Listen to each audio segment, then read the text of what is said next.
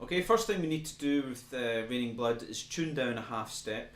So what I've got tuned here is E flat, then A flat, D flat, G flat, B flat, and then E flat in the top again.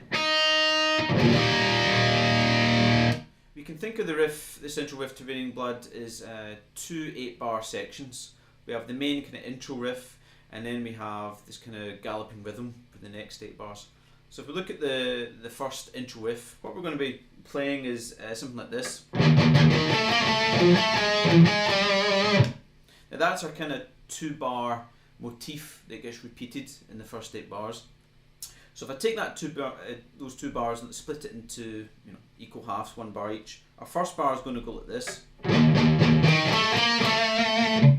Okay, now what I'm doing here is I'm going to be playing this open E string, pan muted 3 times. Then I'm going to play 7th fret the A string with the first finger. Then my second finger is going to play 8th fret the D string. Then my third finger is going to play 9th fret the D string. And then back to the 8th fret the D string with the second finger again.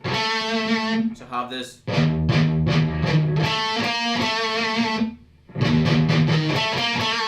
And I put a little bit of vibrato on that 8th fret the D string there.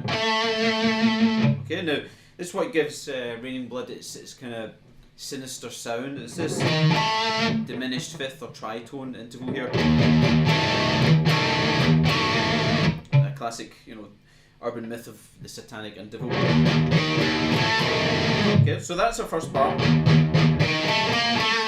And the second bar, what I'm going to play is this.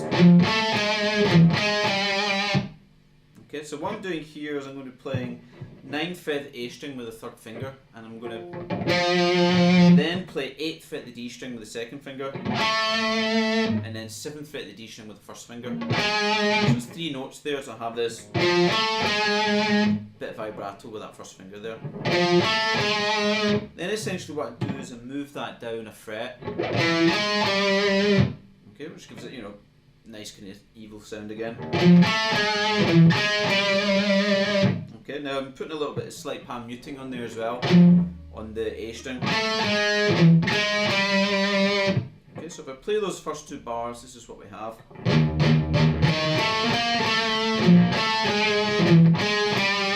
And for the next 2 bars, we just repeat that. Okay, so that's our first 4 bars of this 8-bar intro riff. Now in the next 4 bars it's the same idea, but now instead of playing on the A and D strings, I'm going to play it now the same riff but in the D and the G strings. So I start off as usual with my 3 pan mutes and open E. Then I'm going to play 7th fret the D. Then I'm going to do 8, 9, 8 in the G string. Then I'm going to do 9 in the D string, 8, 7 on the G string, 8 in the D string, 7, 6 in the G string. So it's the same riff, just moved up another pair of strings. And once again I'm putting a little bit of pan mute on the D string there. So those first 8 bars sound like this.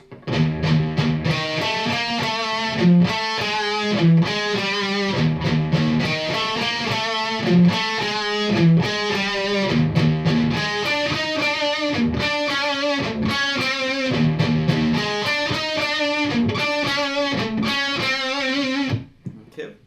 Now the next 8 bars we have this kind of galloping rhythm. Now what I'm doing here is, if you think of the gallop over 1 beat, I'm going to be doing a down up down. Okay, and that's 1 beat's worth. So a whole bar we're going to be playing 4 of them. So it's going to go down up down, down up down, down up down, down up down. Okay, so when you begin to speed that up, you have this kind of classic sort of galloping feel.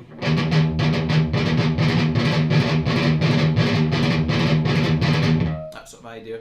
Now what we've got here is a kind of 4 bar pattern that's repeated. So in bar 1 we've got 4 of these.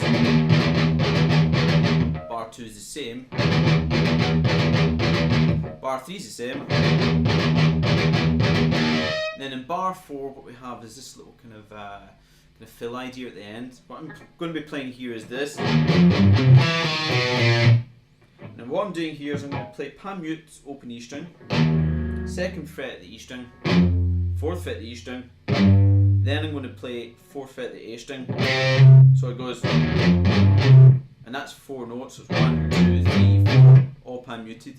Then I end it by going 3, 2 in the D string, 2nd to 1st finger, and then 3, 2 in the A string, 2nd to 1st finger. No pan mute there. So you have this. Okay, once again a little bit slowly. Okay, so when you put all those 4 bars together, you have this.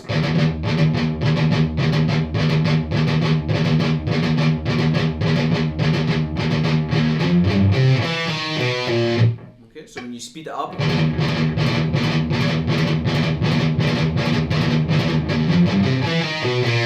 have that kind of idea. Okay, so if I put the 2 sections together, so 16 bars worth, this is what we have.